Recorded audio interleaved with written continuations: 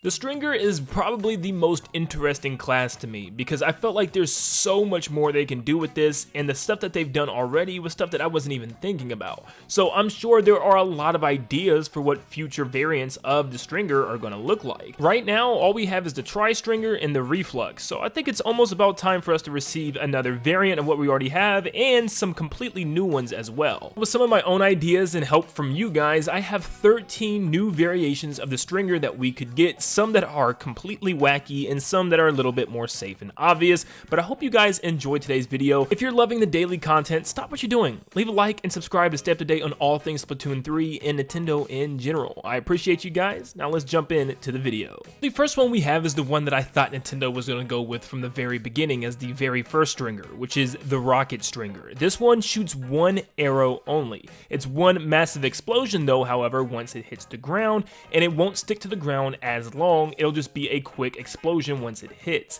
The blast radius will be big, but however, it has a very slow charge, which also allows it to shoot very far, just like a normal arrow would. It can fling around the map, and it's just going to take a long time to shoot the next one, but that explosion is going to be pretty good. Think of it almost as a charger, but with the explosion hitting the ground and exploding shortly after, instead of just one string shot. The Barrel Stringer will be extremely slow. It's the same thing as the last, but just one humongous arrow. I kind of designed the tip after a bullet bill because it's just going to leave a massive explosion on the ground, but once it hits the ground, it's probably going to stay there for a little while, giving people a little bit of time to run away, but not too long. This thing is going to have a super long charge, but still able to shoot far. The charge is just going to be a lot longer than most weapons, and it's going to be very slow mobility wise, but it's a big hammer. When this thing hits the ground, it's going to leave a pretty big shockwave, so people are going to have to make sure that they are not near this arrow tip when it's on the floor.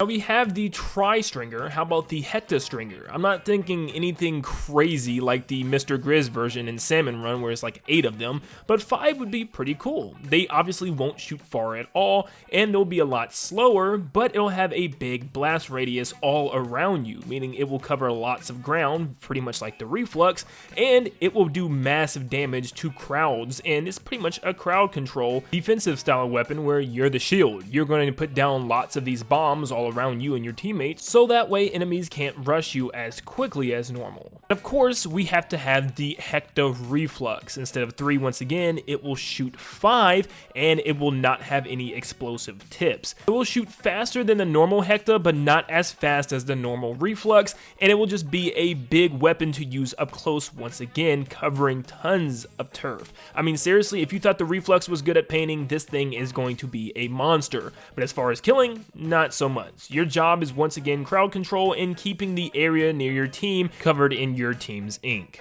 Next up, we have the Cross Stringer. Real quick, I'm sorry for these names, they're very basic. I just wanted to kind of get off the idea of what they are, and the pictures are also pretty basic as well. But yeah, hopefully they get my point across. This is a crossbow stringer. Yeah, I think this would be really cool. This will actually have the momentum to shoot arrows very quickly and very far as well. So with the Cross Stringer, it has very quick shots, but it will only shoot one arrow tip at a time, but it's very accurate and it shoots very far. So what's the drawback? The explosion is going to be really strong, but it is a very, very small radius, meaning that you are going to have really good aim. And of course, if you hit somebody, odds are they're going to die from this thing. This thing is very strong, very powerful, and can do a lot of damage in a really small, compact area. And with the speed of the tips coming out very fast compared to regular stringers, this thing is going to be a monster. Of course, if we have a regular one, we have to have a scoped cross stringer. This one will be pretty much the same thing, a very small radius of explosion,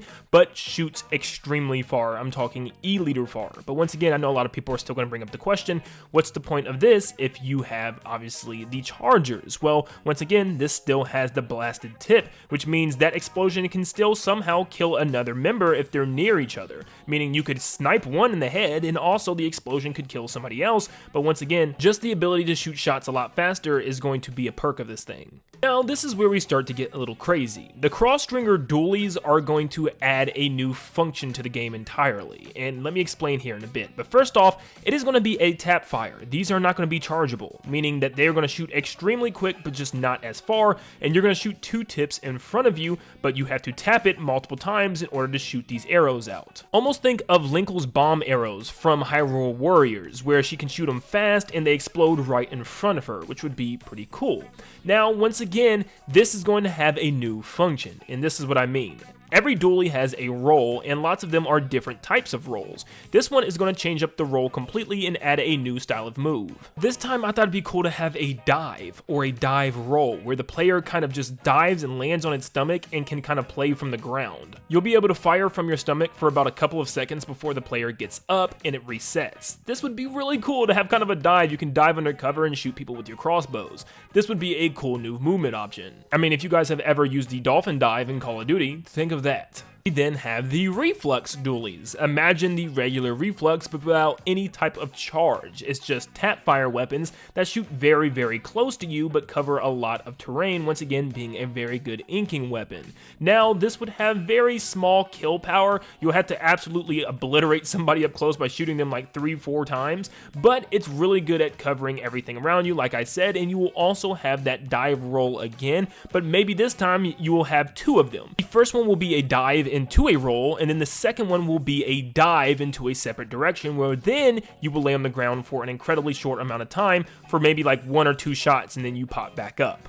Now this one, I wasn't quite sure how to put this. I've seen lots of ideas of something like this, but there's lots of different ways they could take it. Whether it be a tracker stringer or a homing stringer, this will shoot little individual torpedoes, just like the torpedo bombs on the actual sub, but this will follow people for a short period of time and does light damage to them, but I can see that being a nuisance, just being so annoying to everybody. We already hate the Tenta missiles and stuff that kind of follows you around in this game, like the killer whale, but what if instead of kind of following you, it was just kind of a multi-hit tip, meaning you shoot it in a direction and before it hits the ground or hits a player, it will actually explode in mid-air after a certain amount of time after leaving the bow, and lots of shrapnel pieces will come raining down with mini explosions. Now this will definitely be a support weapon because the damage from the mini shrapnel explosions will not be big at all. It'll be little tiny explosions, meaning that you're going to be getting mad assist and just keeping the zone occupied with your arrows, which is kind of the point of the stringer in the first place, so this would work really well, I think. So what about the slingshot stringer? Well, this is a really cool idea, so much so I think it could actually be its own weapon eventually, just having a slingshot weapon. But let's just talk about the stringer version right now, because that's for another video. This weapon is going to be able to shoot almost like water balloon arrows, where it will fire them super high in the air and in a big arc. Think of a super long range slosher, almost like the X-Splosher, and it will explode when hitting the ground, very similar to the X-Splosher. You can shoot it extremely high, however. You can shoot this up and over enemy walls, kind of like the already tri-stringer, but it just shoots a lot higher, and you can be a lot more accurate with this thing. Next up, we have the suction stringer. These shots not only stick to the stage, but also to the players, meaning that you could stick a player and they're pretty much already doomed, but if they're near another teammate, it explodes them as well. This would be really, really cool. Of course, you have to be extremely accurate with this thing, which means you can actually try to stick players, but you can also go after tracking people. Another thing that I thought would be awesome with this is maybe you can time when the arrow actually explodes, meaning you have a short amount of time where you can actually detonate the arrow, whether it's in the air, whether it's on an object on the stage, or whether it's on an enemy. You'll have around 5 to 7 seconds to hit the trigger again for the arrow tip to explode, which would be really cool. You can set up traps around the stage and kind of just fire an arrow somewhere, wait for somebody to swim by, and then trigger that arrow to detonate. Of course, meaning that you won't be able to fire another arrow until that one explodes, meaning that you have to be very careful with how you play this thing. The trap stringer will have arrows that have short paralysis effects, where they prevent you from moving for a short amount of time depending on how they hit you. For instance, if it explodes near you, you'll only be kind of stunned for a quick second or two. But if it actually hits you head on, you're going to be stunned for a short amount of time, allowing the enemy team to kind of take you out, and also allowing for that same person that hit you to shoot another one at you, which would be pretty cool. I guess you could actually think of the toxic mist in a way, where it kind of makes you move slow, lose some of your ink, and you can't really get out of that area super fast. I mean, shoot, the more I think about it, it'd be pretty cool just to have a bow that uses your sub and kind of throws your sub across the stage. That could be a video in and of itself, just using all the specials as arrows. But yeah, I really like this idea, and being able to stun a character would be a new mechanic in this game that we really quite haven't seen yet. And then finally, we have the Goo Stringer, which is going to be a lot like the GooTuber Sniper, where you'll be able to submerge and charge for a very long time and pop out and still have that charge. It can have a Reef-lux version, the Rocket Stringer version we talked about earlier with only one arrow, or even the Tri-Stringer version. I'm sure they can make multiple different versions of these. But yeah, it'll function pretty much just like the GooTuber. Not a whole lot to talk about there. And that was 13 brand new versions of the Stringer. Let me know what you guys think down below. Was there anything that I missed with some of these, or would you like to add on or change to any of these bows? Also, let me know if you have any other ideas. I would love to just see them and check them out. Also, if you want to see more videos like this, make sure you leave a like and subscribe, because I'm probably going to do the same thing but with the Splatanas. Thank you guys so much for tuning in, and of course, like always, I'll see you all on the next one. See you guys.